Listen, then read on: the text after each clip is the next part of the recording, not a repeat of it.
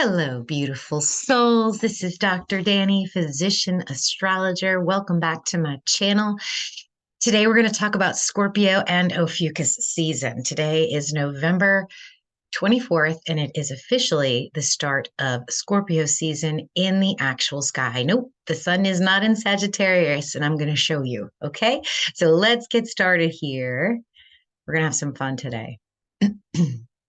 All right, the first thing that I want to show you guys is stellarium.web.org. Okay, this app is a free app on the website, on the internet, and you can go here and see where the actual luminaries are in the sky, in the constellations that they're in right now, or you can change the date down here and go to any date you want. Okay, so this is today at noon. Here's the sun. Mars is right next to it. Mercury is in the Galactic Center, and Venus is in Virgo. And the time frame that we're going to cover is this. So we'll just fast forward a little bit from now until approximately 12:19. Oh, back up here. This is the full moon in Ophiuchus. We're going to talk about that a little bit. And then when we get to the 19th, 20th of December, that's when we officially cross the Galactic Center and enter the constellation of Sagittarius. And this is where the sun is. Okay, so this is the time frame we're going to cover. I'm going to show you some of the major aspects. We're going to talk a little bit about Scorpio's energy, Ophiuchus's energy, as well as Pluto and Chiron. So this should be a really good talk today. And then I'm going to show you some other things that you can do to learn more about Scorpio and Ophiuchus. Okay, so basically this season is Scorpio season is about healing and rebirth. So death and rebirth is this part of the sky. And it makes sense because it's the galactic center. It's one of the biggest energies in our local space. When you look at the entire cosmos, that's the closest we are to some really, really big energy. There's a super massive black hole in the center of our Milky Way galaxy. And throughout ancient history, it's like the ancients watched this part of the sky.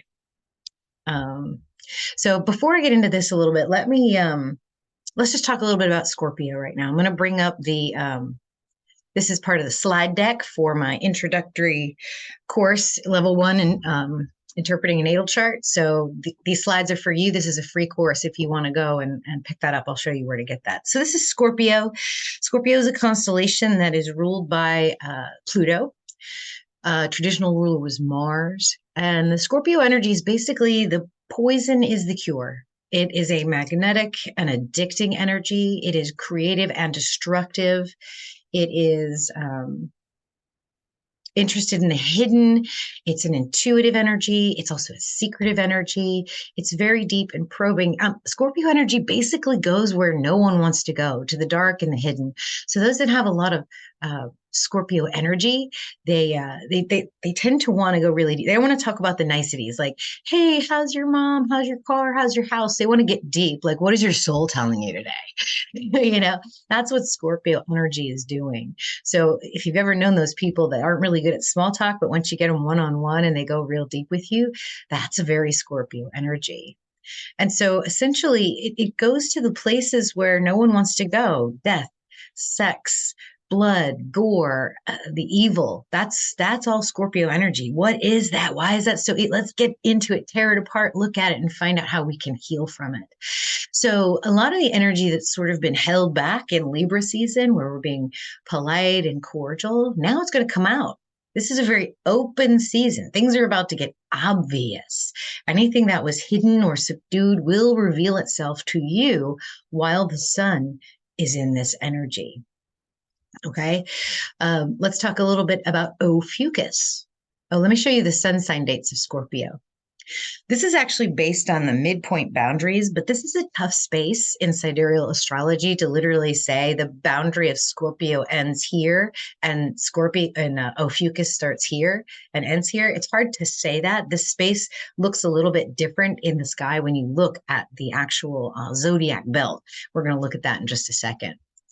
So these are essentially the dates that we use. Like I said, they're based on the midpoint boundaries. And it's actually a bone of contention with those of us that actually work in this space. Whenever something's moving through this area of the sky, a lot of us debate on where the boundary between Scorpio and Ophiuchus is. And so I essentially, deal with that controversy by blending the energies. And we talk about a death and a resurrection in this space, which is interesting because it's right around Christmas, right? When the Catholic Christian holiday, when Jesus Christ is born. So, a savior is born. There's a rebirth in this space. Let's see. Let's go down to Ophiuchus. And Ophiuchus is the gateway to the stars. It's about resurrection. It refers back to Asclepius and the lineage of Hippocrates. So it's a very healing energy. So all the yucky, purging, poisonous energy that's in Scorpio gets redeemed essentially in the energy of Ophiuchus. So it's Imhotep of Egypt who brought healing, spiritual healing to Egypt. They actually killed him and made him a constellation. They said, okay, you can bring these secrets out, but you can't live anymore. And then they hid it all. Christ of Judea was the same too. If you look at the teachings of the man, Jesus Christ, it's very, very similar to Imhotep and Asclepius and those guys. And it's right on the Galactic Center, which was the Mayan dark road or Xibalba. So this is an area that they watched in relation to when the solstice would occur, the December solstice that we know it, where the days are getting shorter and shorter and shorter.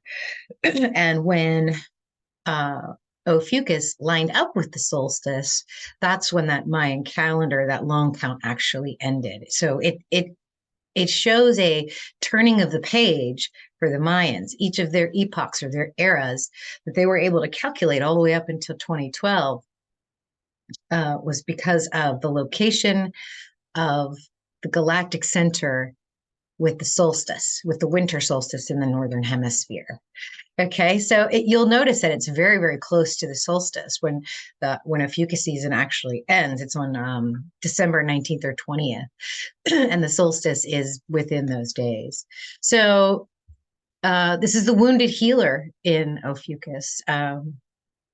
And it's the power of the gods. It's the mystic art of healing and is associated with the element of ether. It's the only constellation or sign that is associated with ether. Ether is spirit. Ether is the stuff between everything.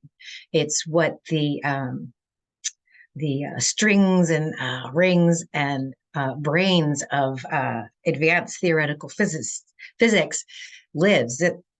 That's the energy of ether. It's where all that stuff stays in. I hope that makes sense. So that is what we are watching. And these are the official dates of Ophiuchus. But once again, it's based on the midpoint boundaries. And in tropical astrology, they leave out the constellation of Ophiuchus. They leave out our humans' ability to ascend to the celestial realm, which is just so interesting. It just makes so much sense when you think about it. So what I want to do with you guys is go through these dates, go through some of the, the bigger energies that are available during this season and check it out. So before I do that though, I just want to show you guys one thing real quick. If you go to my website, drdanny.com, there is a new live mini course coming. It is going to be all about Ophiuchus. We're going to talk more about Ophiuchus cosmology. If you liked what you were hearing, you're going to get so much more of that. We're going to talk about precession of the equinoxes, why that matters. And then if you're into astrology, we're going to go through Ophiuchus in the houses and the planets, what that energy means when they go through Ophiuchus.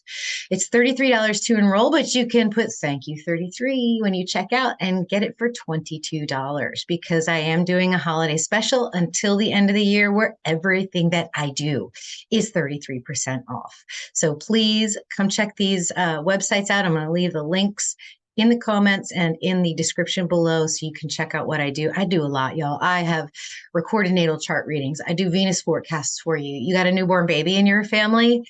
I can read out a life path for you. I also do live one-on-one sessions, coaching, I have star chart posters, a meditation. You can get your own natal chart, sun, moon, rising with interpretation, or just get the chart. I have a course website where that slide deck is there and available for you to go through with me teaching you. And then here's the free stuff, that level 1, interpreting a natal chart, a free chart calculator, the YouTube channel. And of course, please join the Fellowship of 13 Sign Astrology on Facebook over here. This is where you can get deep down and personal with us. And in fact, I just posted today about how the sun is not actually in Sagittarius. All right, so with that, let's get into the astrology. All right, so let me get back to the time and date where we are right now so we can go through this. Oh, and just to show you on a chart the energy we're going to go through too, you can see, if you guys aren't familiar with charts, this is the sun right here. And this is 0 degrees of Scorpio. Here's the symbol for Scorpio. Okay, so just today, the sun entered into this area of space. Oh, before I get into this, let me just show you one thing why I merge the energy in this space, okay? Why I'm not going to say, oh, this line actually delineates Scorpio and Ophiuchus, because you can't. You actually literally can't. And people that try to debate it, it's kind of a silly argument because it's very difficult to do that. So this is what you see in the sky. And you can see this is the zodiac belt right here. In fact, let me get my pen out. I promise you, we'll get to some astrology. It's just really important that y'all understand this. So here is our zodiac belt. You can see Aquarius. Let me change the color of the pen because you cannot write black on black. Do yellow. Okay, so here's Capricorn, Aquarius, Sagittarius, Ophiuchus, Scorpio, Libra, and Virgo. So one would think that the reason Ophiuchus is left out in tropical astrology is because it doesn't hit the ecliptic. Well, one could also say that about Scorpio. But what you see here is this beautiful energy of the poison and the medicine. So I tend to think of, a lot of people think of this as sort of the higher spiritual, like the crown chakra. And this might be sort of the sacral or root chakra down here. And then the energy that comes through all of this is the Kundalini energy, which heals as it moves up and through your pranic tube, brings down the wisdom of the celestials, and it courses back down through the body. So this area of the sky actually comments on a very important process that humans have to go to in order to evolve and to ascend. And if you look, you can see why the Mayans called it the crossroads, because here's our ecliptic, and then here's this powerful energy, and it's all right on the galactic center. Okay. And then the winter solstice or the December solstice lines up exactly to the galactic center. Okay. So I just wanted to go over that with you guys real quick, just so you understood that there's actually a cross in the sky. This is the crossroads. How do you want to do it? Do you want to stay down in the funk and in the poison and the purging? Or do you want to take the whole experience, completely heal, understand your place in this universe, and then proceed? So that's that part of the sky. That is what we are looking at today. Let's get back into the astrology. Okay, here we are. Okay, so this is today. Sun is in Scorpio, conjunct Mars. Mars is still in Libra. In a couple days, Mars will also be in Scorpio. And so what we've got today is a Pisces moon or an Aries moon. Well, it's going into Aries later today. That is waxing, conjunct the North Node, and is the day after Thanksgiving. Okay, so this is a little bit later in the day. Let's go back a few hours. The moon moves 12 degrees a day. So in the morning, it can be in Pisces, which it is, conjunct the North Node, okay? So this moon is reflecting our future to us. Why do I say that? Because the North Node is all about our collective destiny, where we need to go, okay? So it's showing to us the space in which we need to focus. which is our collective evolution. That's what the moon does. It goes over things very briefly, very quickly, revolving around the entire zodiac in 29 days. And then basically foreshadowing for us, giving us an intuitive hit on what to expect. Okay. So now's the time for looking forward. What's next? So I hope everyone's Thanksgiving, those of us that are in the Americas, I hope your holiday went really well. If you watched my last report, it should have gone well because there's been a lot of really, really tough energies with this. Because if you're reading Sun in Sagittarius right now, it's going to be a very different energy that does not align with what's happening in our skies. But if you're over here, you're aligning with it.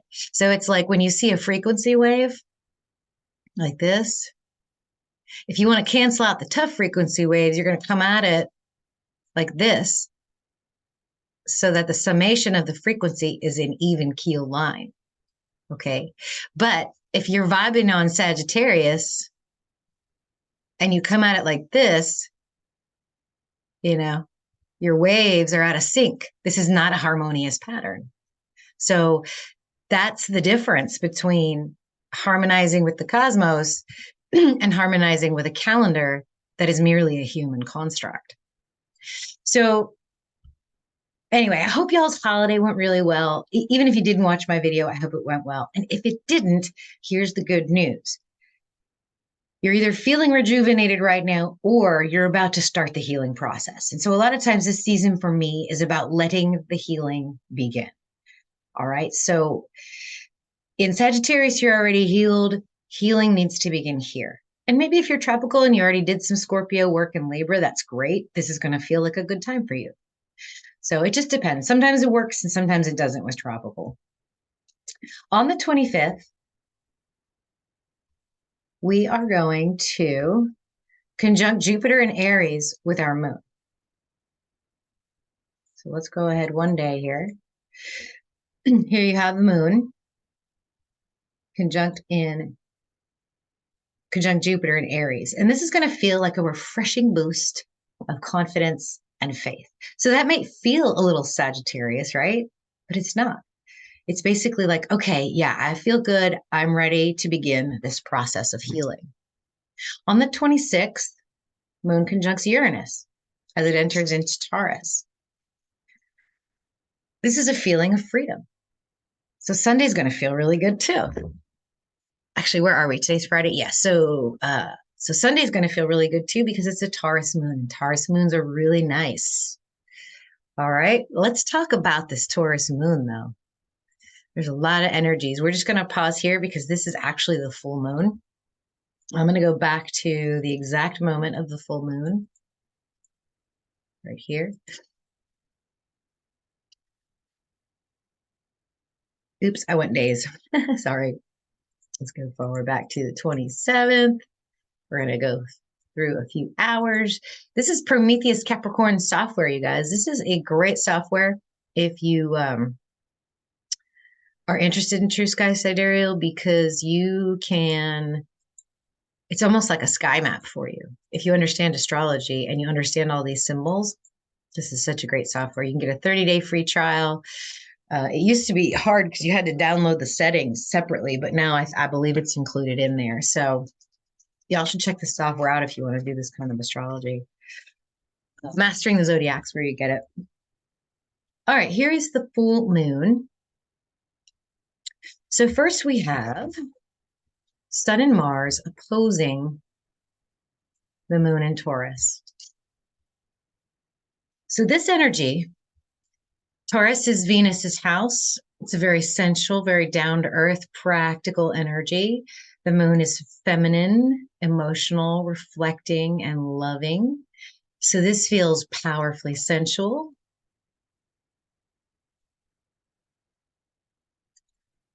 And then you've got Mars, which is our will and our drive and our desire to do things in Scorpio, which remember is that base, physical, sexual, violent, bloody energy with the sun.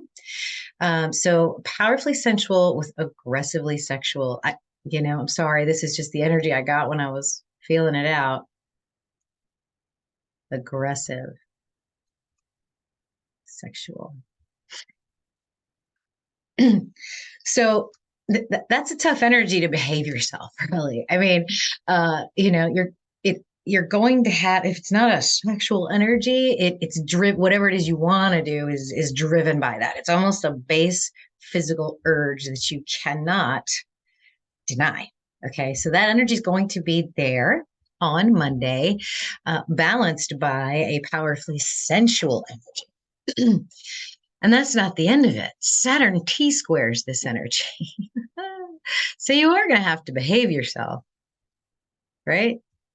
I mean, this is basically like, okay, unbridled energy. And then all of a sudden, Saturn kind of just puts a vice grip on it and says, no, sit here in the middle and either don't take action, take the right action, maintaining discipline in order to achieve inspiration. Okay.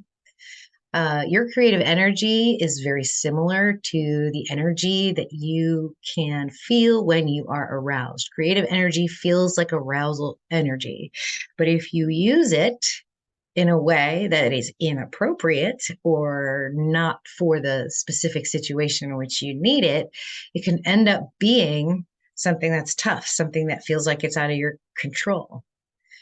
Okay. And Saturn is related to the disciplines, right? So what's the discipline? It's the breathing work. It's the visualization work. It's that channeling the energy up and through the body so that you can heal. Okay. So if there is that fire in you, instead of taking it out on another human, internalize that energy, feel the power of it.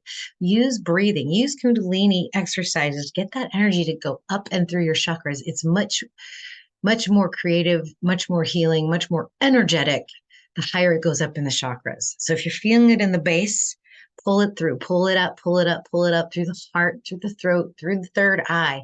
And it's a much better result. You're going to be much more powerful. You're going to be able to heal. All right. Now, Venus, which is also part of our creative energy, she's the one who senses those things for us so that we can feel the energies around us.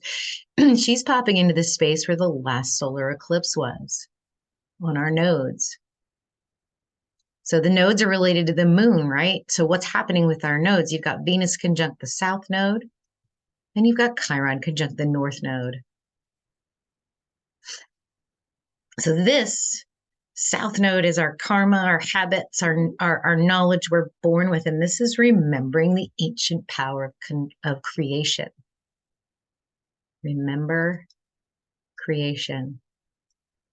Because when we can create, we're truly healed, aren't we? And how do you use this power of creation? Venus is so powerful. Even in Virgo, y'all. She's not in her fall here. Check out my Venus transits. They're good until the December 15th. I'll leave a link for that below too, so you can see what this energy means on a deeper level in terms of Venus. We're all moving towards healing, love, and unity. So you have all this powerful energy that you're feeling. You're feeling it in your body. You're feeling it in your mind. Saturn wants you to control it. Venus wants you to remember it and use it. Chiron wants you to use it for healing.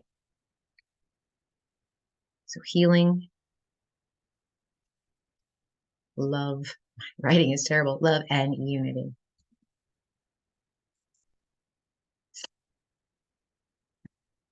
On top of all this, you guys, Pluto is squaring your nodes. Pluto's been doing this for a long time. This energy isn't new to us. This is about the third or fifth pass on this energy. What does this T-square tell us? Instead of feeling like something's happening to us, this is a call to action. Pluto is saying, yes, make that transformation. Use the healing energy of my home sign of Scorpio, which is where we are now, right here, Scorpio, and heal. Because if we don't heal, we'll never have love and unity, right? It's all up to each of us as an individual to heal ourselves, to remember our tremendous power. So you're called to awaken to the truth and purge the residue of the collective wounds and understand and realize the power of collective co-creation. So how do we do that? There's a lot of tough energy right here, right? I just showed you two T-squares and then an opposition, two oppositions. Mercury is in Ophiuchus at the Galactic Center in the middle of this black hole I just told you about, 3 degrees from the Galactic Center. Oh, the other thing I wanted to show you guys too, real quick. This is so cool. If y'all saw my last video on the number 33, look at this node. It's at 33 degrees of Pisces. Anyway, that was just synchronous. So where was I? So Mercury in the Galactic Center, the channeler, the communicator, the negotiator, the transaction maker, is trining and sextiling our collective north and south nodes. So this is the truth of cosmic wisdom. So this 33 degrees literally happens because yesterday, it was at 32 degrees or 34 degrees, and now it's at 33 degrees. Okay. So that is almost like a little hidden clue right there. Hey, 33, the master number, 33 vertebrae in our spine, where that Kundalini energy and prana run up and down our body. It's here. 33, love and unity and healing. All right. So that's your full moon on Monday. We have a lot more to go through, guys. Let me clear this out so we can move on. I go back to days here. On the 29th, Mercury enters Sagittarius and is conjunct the Galactic Center. You see that 12 degrees Ophiuchus. So this is communication of faith in the highest truth. The moon is in Gemini, also reflecting back the inappropriate programming. They're opposing each other that day. So the highest truth versus our programming. What's real? Are we watching a movie? I think we might be. Now, let's see. From the 1st to the 5th, the moon is going to move through Gemini and then into Cancer and Leo.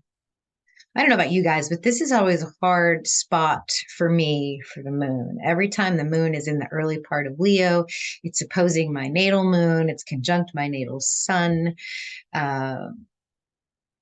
And I just get the feels like things, I just feel really emotional when the moon is through here. So for me, that's going to be an interesting spot. But other people feel sort of love, or they feel tempers, or I don't know. It's just Leo moons are very heartfelt. From the 5th through the 9th, we're going to have a Virgo moon right here. And this is an earthy moon. It's a good time to fast. Feels good to take care of things in this energy, but it might actually feel a lot more powerful because there's a couple of other things that are happening while the moon is transiting through Virgo this first week in December. So she opposes Neptune. Let's get out pen again. She opposes Neptune. That stations direct that exact same day. Oops, I stopped sharing by mistake. Here we go. Get the annotate. Okay. So she opposes the moon right here and stations direct the very day that the moon enters Virgo. This might feel like a longing for escape. The moon also trines Pluto this day. So it's the depths of the soul, the desire for power. And then as Venus is leaving Virgo, or leaving the area where the eclipse occurred, she trines on Saturn here. So this speaks of the duty. Fantasies become synchronicities when Neptune goes direct. What I mean by that is when it's retrograde, all of those fantasies, the dream world that we live in, the place we escape when we're daydreaming, the things that we're thinking about in that space, you'll actually start seeing external synchronicities. So it's very, very interesting. Just start watching for that as Neptune goes direct. And watch the need for escape, because Virgo moons are very practical. So you don't want to miss the opportunity to take care of the things in your physical realm. You want to try to balance that energy, spend some time doing that fantasizing, but then also spend some time taking care of things. Venus trining onto Saturn also speaks of this duty because she's in Virgo, which is the practical energy, the getting it done, the making matter mirror what the energetics are. And so you're going to need to do that. And Saturn is going to help you do that. All right. On the 7th, this is when, quote unquote, the sun officially enters Ophiuchus. But again, you saw how that's problematic to actually say those things. And so I would say that the sun is directly in the middle of the Scorpio and Ophiuchus energy. The sun is trining on Chiron. Chiron rules Ophiuchus. So Chiron trines on the sun here. Actually, let me clear these since we're moving on. So the sun enters Ophiuchus and trines on Chiron, which is essentially also the north node. So you basically have a north node, south node situation again, where the sun will be sextiling and trining on that energy, but the first hit is to Chiron. So in a couple of days, it'll hit the node more exact. So this is our sun entering the area of the sky where we have the Christ consciousness, the Asclepius, the Imhotep, the dark road, the Mayan Xibalba. The sun is going here. This is the moment where the sun, which is associated with your solar plexus, is sitting here in the center of your body between the base, the poison of Scorpio, and the medicine of Ophiuchus. So this is a very special spot in the sky right here. On the 8th, let's clear that again. Venus will now oppose Jupiter. This can be an excess of confidence. So you want to balance your power.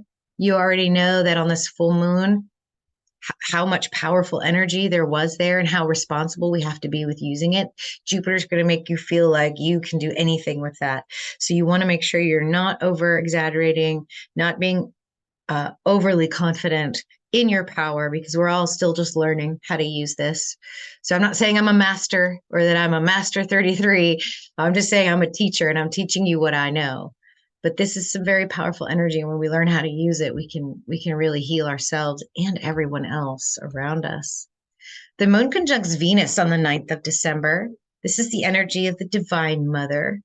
And what I want you guys to do, opposing Jupiter still and sextiling on Mercury, get up in the morning about an hour before dawn and look in the east. You will see the most beautiful sight. You'll see Venus, the morning star, and a crescent moon in the sky. It's fantastic. So if you have clear skies on the 9th, 8th, and 9th of December, check it out. It's going to be really awe-inspiring. On the 11th, we have our Scorpio moon right here. And then on the 12th, we have our Ophiuchus new moon right here.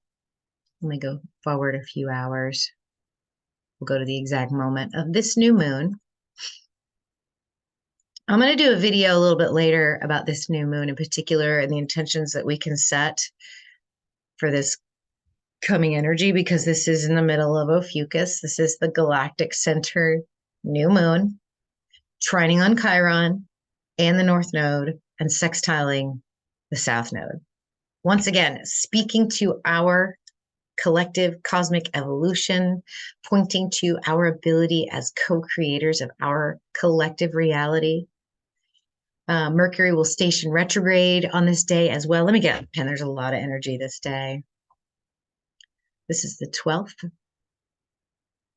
So here is your Ophiuchus new moon right here, trining on Chiron in the North Node, sextiling the South Node. Mercury stations retrograde in Sagittarius, and also sextiles on Venus. This is the second sextile. Again, if you want to get that energy real deep, we'll go just watch that Venus transits video. So yeah, this is going to be intense transmissions, because once Mercury starts to go retrograde, Mercury is closer to us than it is when it's direct. I'll give you an illustration right here. So if this is the sun and Earth is right here.